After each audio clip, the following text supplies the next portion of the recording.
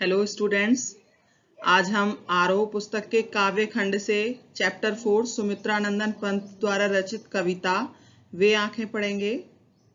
सुमित्रा नंदन पंत जी इसके रचयिता हैं। सुमित्रा नंदन पंत जी ने इस कविता में किसान के जीवन का वर्णन किया है। किसान का जीवन इतना भी आसान नहीं होता, उसे बहुत सारी परेशानियों से, बहुत सारी मुश्किलों से जूझना पड़ता है। फसल उगाता है, कई बार कर्जा लेकर फसल उगाता है, परंतु कई बार बारिश ना होने के कारण, सूखा पड़ने के कारण, या कई बार अतिवृष्टि, अत्यधिक बारिश होने के कारण उसकी फसल खराब हो जाती है, बर्बाद हो जाती है, जिससे फिर उसे महाजनों का और जमींदारों की प्रताड़ना को सहन करना पड़ता है।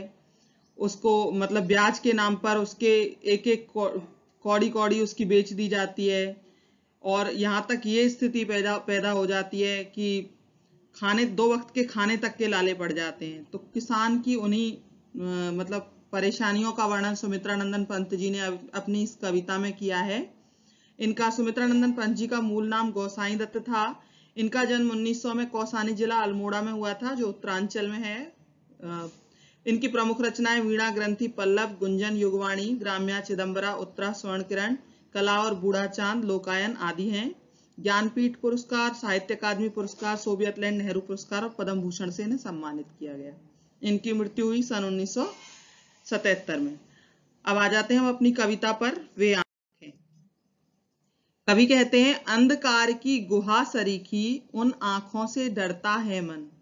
प्रस्तुत कविता में कवि सुमित्रा नंदन पंत कहते हैं कि अंधकार की गुहा सरीखी, अर्थात अंधकार की गुहा अर्थात गुफा के समान, सरीखी मतलब समान, अंधकार की गुफा के समान उन आंखों से डरता है मन। उन आंखों से, किन आंखों से? किसान की आंखों से। अंधकार की गुफा के समान किसान की उन आंखों से मन डरता है, अर्थात किसान की उन आंखों में देख कर के भी एक अजीब सा डर उत्पन्न हो जाता है। भरा दूर तक उनमें दारुण दैन्य दुख का नीरव रोदन। ऐसा लगता है कि मानो उनमें भरा हुआ है दारुण दैन्य दुख, मतलब एक अत्यधिक दीनता, दैन्य माने दीनता, और दुख का नीरव, नीरव माने खालीपन, और रुदन अर्थात रोना। किसान की आंखों को देखकर ऐसा लगता है जैसे उसमें बहुत अधिक दारुण रोदन है, दीनता है, दुख है, एक खालीपन है, एक अभाव है जो उसकी आंखों में दिखाई देता है। अब कवि आगे बताते हैं, वह स्वाधीन किसान रहा। जब किसान के अच्छे दिन थे उनके बारे में वर्णन करते हुए कहते हैं, वह स्वाधीन किसान रहा, अभिमान भरा आंखों में इसका। एक समय ऐसा भी था जब वो किसान कैसा था? स्वाधीन। स्वाधीन अर्थात किसान स्वतंत्र था, स्वाधीन था। अभिमान भरा आंखों में इसका, और उसकी आंखों में क्या भरा हुआ था? एक अभिमान था। छोड़ उसे मझधार आज, आज उसको मझधार अर्थात बीच राह में छोड़ करके संसार कगार सदृश बह खिसका।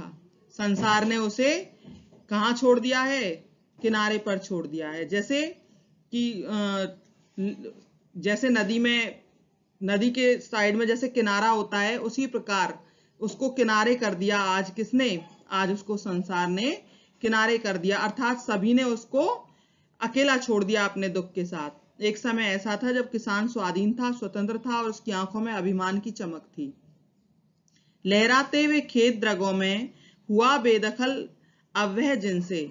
आगे कवि कहते हैं, उसकी आंखों में वो खेत, द्रग अर्थात नेत्र, आंखें, उसकी आंखों में वो खेत लहराते हुए नजर आते थे।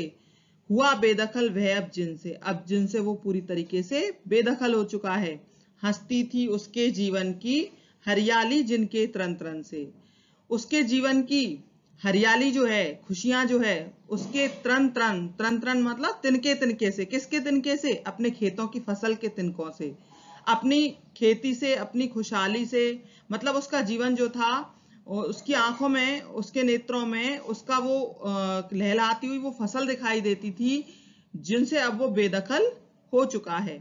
आंखों में ही, आगे अब कवि कहते हैं, आंखों में ही घूमा करता वह उसकी आंखों का तारा, कारकुनों की लाठी से जो गया जवानी में ही मारा।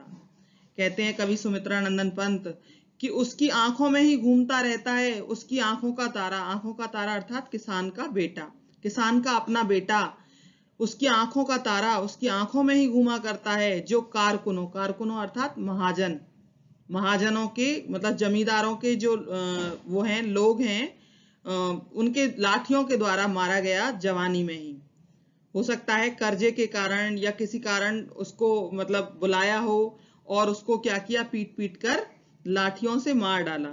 तो किसान की आंखों में अपना वो बेटा घूमता रहता है, जो भरी जवानी में कारकुनों की लाठी से अर्थात जमींदार के लोगों के द्वारा उनकी लाठियों के द्वारा